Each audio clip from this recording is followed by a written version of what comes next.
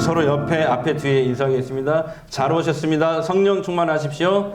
평안하십시오. 추석 잘 보내시기 바랍니다. 예.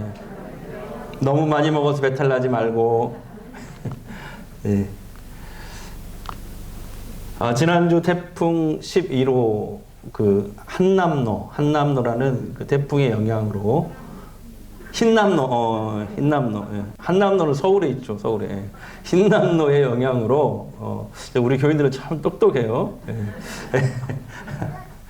예. 경북 포항의 한 아파트 지하 주차장이 불에 잠기는 그런 사고가 발생했습니다. 2명이 구조됐지만 7명이 사망을 했습니다. 아파트 관리실에서 그날 지하 주차장에 물이 침수될 수 있으니 차를 빼라라는 방송을 듣고 사람들이 이제 지하 주차장을 내려갔는데 그게 10분도 안 돼서 물이 차올라서 그런 변을 당한 것입니다. 더욱 안타까운 것은 여러분 뉴스를 통해서 보셨을 것입니다. 중학생 아들, 중2더라고요. 중2 아들과 어머니가 함께 주차장으로 내려갔다가 어머니만 살고 중학생 아들은 사망한 채로 발견이 되었습니다. 어머니가 먼저 차 안에 들어갔어요. 근데 갑자기 물이 차오르는 거예요. 그러니까 아들이 엄마를 살리려고 이제 물이 차오르니까 문이 안 열리잖아요. 그러니까 밖에서 문을 억지로 열어서 엄마를 끄집어냈는데 엄마가 더 이상 이제 수영해서 나가야 되는데 수영할 힘이 없는 거예요. 그러니까 아들 너라도 살아야 된다. 그러면서 아들을 보내려고 했던 거죠. 하지만 결국 아들은 숨진 채로 발견이 된 것입니다. 그 중학생 아들이 엄마에게 죽기 직전에 남긴 말이 우리의 가슴을 아프게 합니다. 엄마, 잘 키워주셔서 고마워요. 사랑해요. 여러분, 우리를 향하신 하나님의 뜻과 소원은 우리가 항상 기뻐하고 범사에 감사하며 늘 행복하게 잘 사는 것입니다. 그리고 우리가 예수 믿는 가장 중요한 이유도 바로 그거예요. 그런데 많은 사람들이 행복하게 잘 살기를 원하면서도 행복하게 살지 못하는 데는 이유가 있습니다. 성경은 인간의 모든 죽음과 실패 그리고 모든 불행의 원인을 거슬러 가면 딱 하나 때문이라고 말씀합니다. 바로 죄 때문이라고 말씀하세요. 죄는 우리가 생각할 때 살인하고 도둑질하고 사기치고 거짓말하는 등등 인간이 정한 법과 윤리와 도덕을 어기는 것만 우리가 죄라고 생각하는데 그렇지 않습니다. 성경은 모든 죄의 근본이 되고 뿌리가 되는 죄가 있다고 말씀하세요. 그것을 원죄라고 하는데요. 바로 원죄가 뭐냐? 창조주이시며 지금도 우리의 생사화복을 주관하시는 하나님을 떠나 사는 불신앙이고 그 다음에 하나님 말씀 따라 살지 않고 자기 욕심대로 자기 마음대로 사는 불순종을 말하는 것입니다. 그러니까 불신앙과 불순종이 원죄예요. 최초의 인간 아담이 불순종해서 죄를 지으면서부터 죽음이 시작됐습니다. 하나님은 사랑의 하나님이시지만 공의의 하나님이시기 때문에 죄를 지금 반드시 벌을 하셔야 돼요. 죄의 삭은 죽음입니다. 그러니까 아담이 따먹지 말라는 선악과를 따먹음으로써 선악과를 따먹은 이유가 하나님처럼 되려고. 인간이 하나님처럼 될 수가 없는데 하나님처럼 되려고 하는 그 탐욕과 욕심 때문에 불순종하게 되고 그래서 죄가 시작되고 그 죄로 인해서 죽음이 시작된 것입니다. 그리고 아담 이후의 모든 인간은 죽음과 그 다음에 죽음의 공포 그 다음에 죽음의 현상들을 여러 가지 죽음의 현상들을 겪으면서 이 땅에서 우리가 불행하게 살게 된 것입니다. 하나님은 우리가 정말 행복하게 살기를 원하세요. 하지만 우리가 하나님께 대한 불신앙과 불순종 때문에 그것이 우리를 불행하게 만들고 있는 것입니다. 모세도 오늘 신명기 3번째 설교거든요. 3번째 설교에서 그걸 강조하고 있어요. 자, 신명기 세 번째 설교가 신명기 27장부터 30장까지인데요. 네. 자, 이 지도를 보시면 모세는 이제 가나안 땅에 들어가기 직전에 가나안 입구 모압 평지에서 자신은 이제 가나안 땅에 들어갈 수 없잖아요. 마지막 설교를 하게 됩니다. 그게 신명기 말씀이죠. 2달 동안 한 3편의 설교. 우리가 그 마지막 편을 우리가 지금 마지막 편까지 온 거예요. 이 설교를 마치고 모세는 죽어요. 예.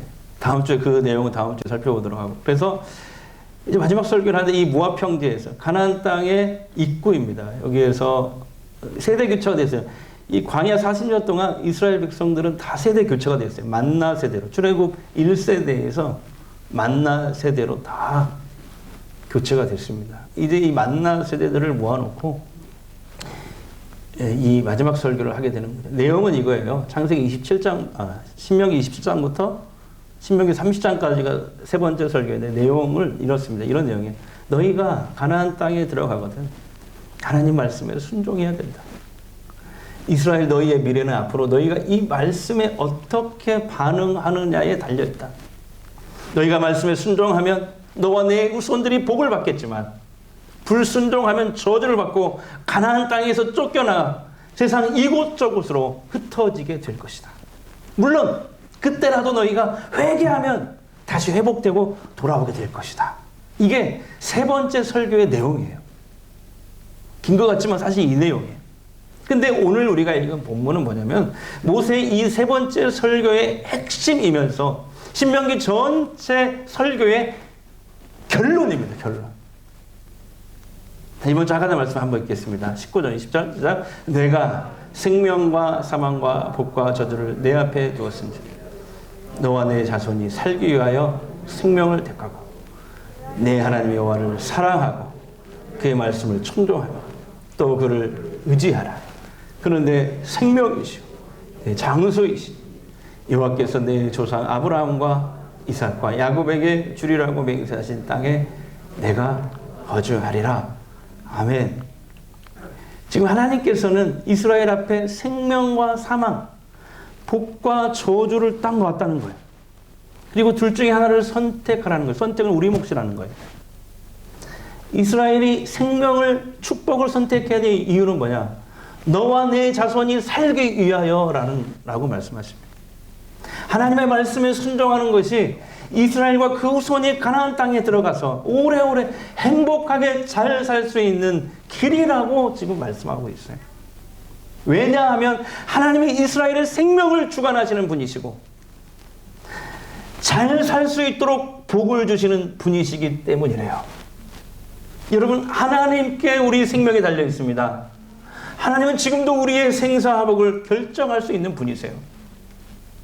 이스라엘이 가나안 땅에 들어가서 번성하고 장수하고 행복하게 살 수 있는 길은 전적으로 이스라엘의 선택에 달려 있다라고 말씀하시는 거예요. 20절 다시 읽으면 내 하나님 여호와를 사랑하고 그의 말씀을 청종하며 또 그를 의지하라입니다. 하나님을 사랑하고 청종하고 의지하라. 자, 시작. 식사 안 하셨어요? 하나님을 사랑하고 하나님을 사랑하고 청종하고 의지하라. 시작.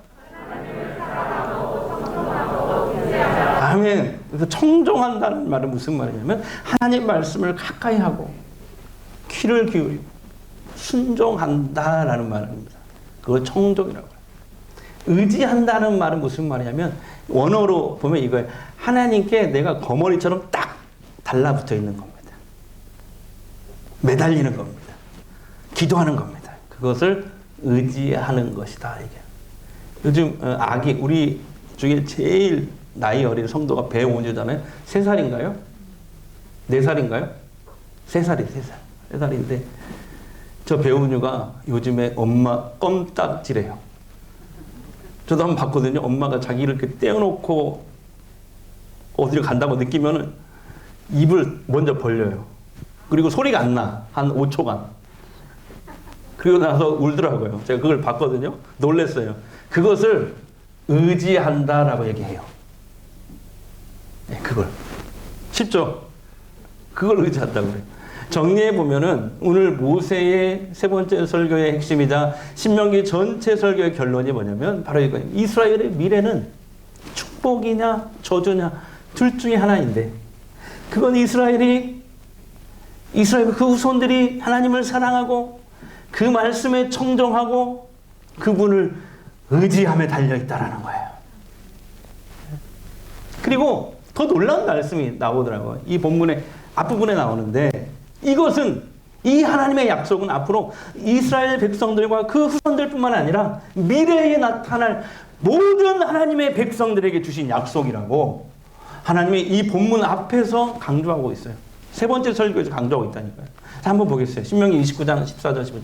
다 같이요. 내가 이 언약과 맹세를 너희에게만 세우는 것이 아니라 오늘 우리 하나님 여호와 앞에서 우리와 함께 여기 서 있는 자와 그 다음에 오늘 우리와 함께 여기 있지 아니한 자에게까지 미래에 나타날 모든 하나님의 백성들에게도 동일한 약속이라는 거예요. 할렐루야. 오늘 우리들에게도 해당되는 말씀입니다. 그런데 여러분, 왜 하나님의 말씀에 순종하면 하나님의 복을 받게 될까요? 왜? 그게 하나님의 약속이기도 하지만 하나님의 약속이기도 하지만 하나님은 우리가 어떤 상황에서도 하나님을 믿고 말씀에 순종하면 그것을 하나님은 믿음으로 보시기 때문에 그래요. 그러니까 우리가 하나님을 믿어드리는 만큼 하나님도 우리를 신뢰하는 거예요. 우리도 가장 신뢰하는 사람에게 나의 중요한 열쇠를 맡기잖아요. 장로님 그러죠. 가장 신뢰하는 사람에게 네. 예 하는 바람에 설교를 까먹었어요. 예. 가장 중요한 열쇠를 곡간 열쇠든 뭐 금고 열쇠든 가장 중요한 열쇠를 내가 가장 신뢰하는 사람에게 맡깁니다. 그래서 여러분 어떤 경우라도 하나님께서 나를 신뢰할 수 있도록 내 믿음이 하나님께 인정을 받아야 돼요. 항상 제가 강조하지만 때로는요 하나님을 내 믿음으로 코너에 몰아야 한다니까요. 내 믿음으로. 근데요 그 믿음이 언제 하나님이 보시냐면 모든 게 잘 되고 아무런 문제가 없을 때, 환경이 좋을 때, 건강할 때 하나님을 믿고 말씀에 순종하는 거, 하나님을 의지하는 거 다예요. 근데 언제냐면 내가 정말 문제가 있고 환경이 좋지 않고 모든 조건이 불리할 때 그때도 하나님만 믿고 신뢰하며 그분의 말씀에 순종할 수 있다면 그 사람의 믿음은 하나님께 인정받고 신뢰받는 거예요. 그래서 신약에서도 모든 그리스도인들에게 이 믿음을 강조하고 있어요. 히브리서 11장 6절에 보면 믿음이 없이는 하나님을 기쁘시게 하지 못하나니 하나님께 나아가는 자는 반드시 그가 계신 것과 또한 그가 자기를 찾는 자들에게 상 주시는 이심을 믿어야 할지니라. 아멘. 하나님께서 나를 믿고 신뢰할 수만 있다면 교회인 우리들에게 주께서 약속하신 대로 천국 열쇠를 내게 주겠노라. 그 천국 열쇠를 나에게 맡기시지 않겠어요? 네? 천국 열쇠는 오늘날로 하면 제가 어떤 목사님한테 이거 힌트를 좀 얻었는데 너무 천국 열쇠가 뭐냐 오늘날로 하면 하늘나라 백지수표래. 하늘나라 신용카드래 그게. 와. 우리가 하나님께 우리 믿음을 인정받고 신뢰를 받아서 하나님 나라 이 백지수표 신용카드를 받을 수만 있다면 우리 삶이 어찌 형통하지 않을 수 있겠습니까 여러분. 그래서 형통하게 되는 거예요. 어떻게 우리가 이 어려운 순간 조건이 안 좋을 때 병들었을 때 힘들 때 그런 때도 끝까지 하나님을 믿고 말씀에 순종할 수 있을까요? 어떻게? 저는 매주 이제 몇 분 목사님 설교를 들어요. 한 4분 정도 설교를 듣습니다. 네, 들어요. 지난주에는 감리교에서 유명한 어느 목사님 하신 설교를 들었는데 너무 너무 은혜가 돼가지고 제가 여러분께 좀 나누고 싶어요. 혹시 방송에서 들으신 분도 있을 거라고 생각이 되는데, 어느 교회 목사님이 상담을 해달라고 찾아왔대요. 이 감리교 목사님한테. 그래서 목사님, 우리 교회 집사님 한 분이 계시는데 교회 토박이에요. 근데 그분이 그런다는 거예요. 나만큼 이 교회를 사랑하고 나만큼 이 교회를 아는 사람이 없어 하면서 담임 목사인 자신을 우습게 본다는 거예요. 그래서 자기 마음에 안 들면은 교인들을 선동해서 늘 목사를 힘들게 한대요. 그 집사님이 그 목사님에게 가장 큰 기도 제목이래요. 그러다 어느 날 집사님이 아침에 운전을 하고 가는데 자기는 신호나 속도를 잘 지켰대요. 근데 반대편 차선에서 덤프트럭 한 대가 중앙선을 침범해 가지고 집사님 차를 깔아뭉갠 거예요. 대형 사고가 났습니다. 집사님은 이미 내부의 장기가 다 파열이 돼가지고 의사 선생님이 가족들에게 마음의 준비를 하십시오 통보를 하더랍니다. 근데 여러분, 그때 그 순간에 집사님은 숨이 멎기 직전에 신비한 체험을 합니다. 나중에 이분이 중환자실에서 깨어나서 자신이 체험한 얘기를 들려줬대요, 목사님에게. 어디론가 자기의 영혼이 막 빨려 들어가더래요. 그 순간에 묵직한 음성이 들리더래요. 누구십니까? 부르니까 그분이 나 네가 믿는 예수다. 그러면서 그 다음 말이 정말 대박이에요. 너 다시 돌려보낼 테니 제발 나 좀 잘 믿고 너희 목사님 힘들게 하지 말고 순종 좀 잘해라. 네, 그러더래요. 그러면서 보혈이 묻은 천이 자기를 다 덮더래요. 자기 영혼이 위로 막 올라가다가 밑으로 갑자기 툭 떨어지더래요. 그 다음에 의식이 느껴지는데 눈을 뜨게 된 겁니다. 의료진들이 1% 가망성이 없다고 가족들에게 이제 마음의 준비를 하라고 했는데 기적이 일어난 거예요. 여러분, 묻겠습니다. 집사님이 깨어나자마자 누구 먼저 찾았을까요? 예, 목사님부터 찾더랍니다. 그래서 목사님이 급하게 이제 중환자실로 갔대요. 갔더니 중환자실에서 목사님을 붙들고 울면서 잘못했습니다. 용서해 주세요. 다시는 안 그러겠습니다. 사과를 하더래요. 그러니까 죽었다 살아난 사람이 이제 눈물로 사과를 하니까 목사님이 속으로 와, 이제 이분이 완전 새 사람이 되었구나. 할렐루야. 속으로. 그런데 건강을 회복하고 한 1년쯤 지났는데 원래 모습으로 다시 돌아가더래요. 심지어는 더 악해지더래요. 사람들에게 나는 말이야 죽음 직전에 주님 만난 사람이야. 왜 이래 이거. 너 이런 거 처음 해봤어? 그러면서 교회 안에 더 큰 골칫덩어리가 되더래요. 그래서 이 감리교 목사님께 상담 받으러 온 목사님이 내가 이분 때문에 목회를 그만둬야 할까 고민하고 있어요. 나 너무 힘든데 목사님 어떻게 하면 되겠느냐고 상담하러 온 거래요. 감리교 목사님이 할 말이 없었대요. 왜냐하면 예수님을 만났는데도 저 정도면 답이 없잖아요. 답이 없어요. 주님이 해야지 우리가 뭘 어떻게 하겠냐는 말이에요. 그러면서 감리교 목사님이 그 설교에서 그런 말씀을 하시더라고요. 아, 사람이 잘못을 뉘우치고 사과했다고 해서 그게 진짜 회개가 아니구나. 우리는 정말 날마다, 이거 강조하도록 날마다 겸손하게 하나님을 의식하면서 하나님 앞에 엎드려야 되는 거야. 내 안에는 하나님 말씀에 순종할 힘이 없구나. 날마다 기도함으로 성령의 도우심을 요청해서 성령께서 주시는 그 능력이 아니면 말씀에 순종할 수 없구나 라고 설교하시더라고요. 맞습니다. 맞고요.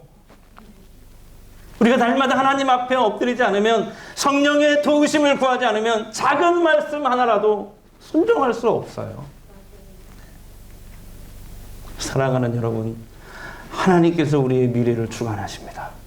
오늘 본문 말씀처럼 하나님은 우리의 생명의 주관자이세요.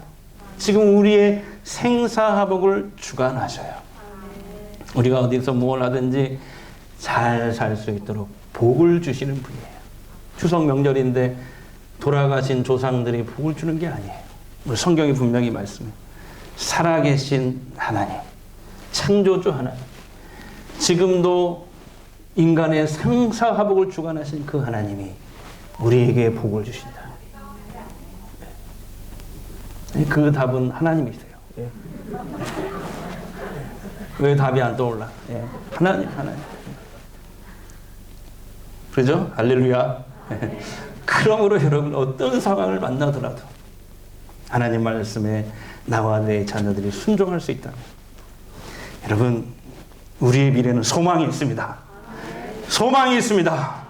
하나님 말씀 붙들고 순종하며 살면 반드시 하나님께서 복으로 우리를 채워주십니다. 하나님은 우리가 말씀에 순종하는 생명의 길로, 축복의 길로 걸어가기를 원하십니다. 그런데 우리의 눈은, 우리의 관심은 다른 데 있어요. 하나님과 하나님 말씀이 아니라 수많은 정보들이 우리의 관심을 분산시키는 그런 복잡한 세상에 우리가 살고 있습니다. 우리의 흥미를 끄는 그런 무익한 것들에 시간을 쓰느라 말씀을 소홀히 해서는 안 됩니다. 우리가 지난번에 말씀드렸듯이 부지런히 말씀을 읽고 공부하고 하가해서 마음에 새기고 실천해야 됩니다. 그런데 더 중요한 게 있어요. 오늘 그 감리교 목사님 말씀처럼요, 날마다 하나님 앞에 엎드려야 돼요. 날마다 성령의 도우심을 구해야 돼요. 하나님이 주시는, 날마다 주시는 그 은혜와 성령의 능력이 우리 안에 있어야 하나님 말씀에 순종할 수 있어요. 그렇지 않으면 주님을 만났어도 다시 돌아가요. 우리 앞에도 생명과 축복의 길, 또한 저주와 불행의 길이 놓여 있습니다.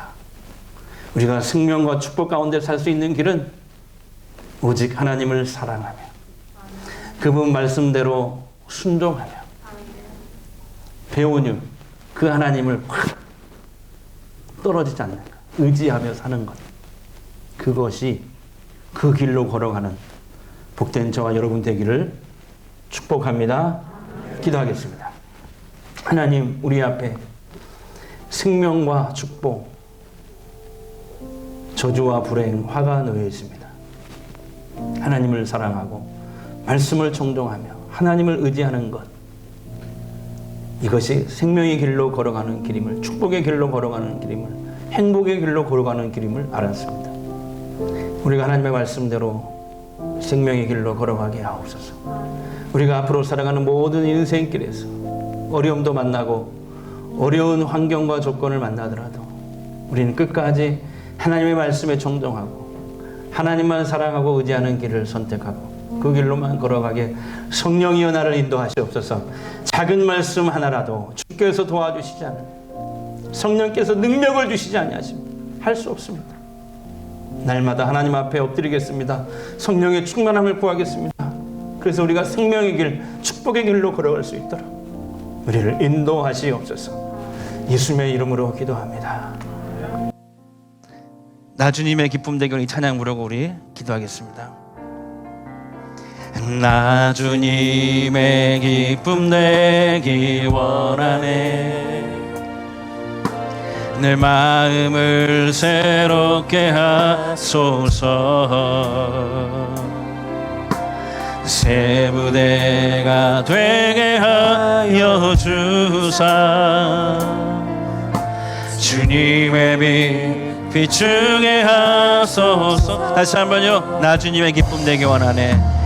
나 주님의 기쁨 내기 원하네. 내 마음을 새롭게 하소서. 새 부대가 되게 하여 주소서. 주님의 빛 비추게 하소서. 주님의 빛 비추게 하소서. 내가 원하는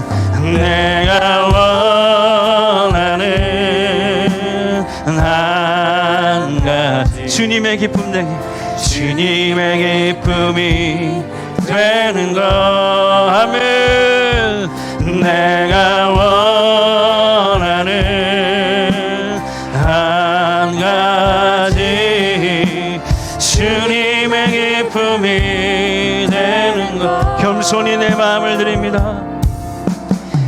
겸손히 내 마음 드립니다. 나의 모든 것 받으소서. 나의 맘 깨끗게 씻어주사 주의 길로 행하게 하소서. 내가 원하는 아멘. 내가 원하는 한 가지 주님의 기쁨이. 우리 두 손 들고 찬양합니다. 내가 원하는 아멘. 내가 원하는 한 가지 주님의 기쁨이. 우리 소리 높여 찬양합니다. 내가 원하는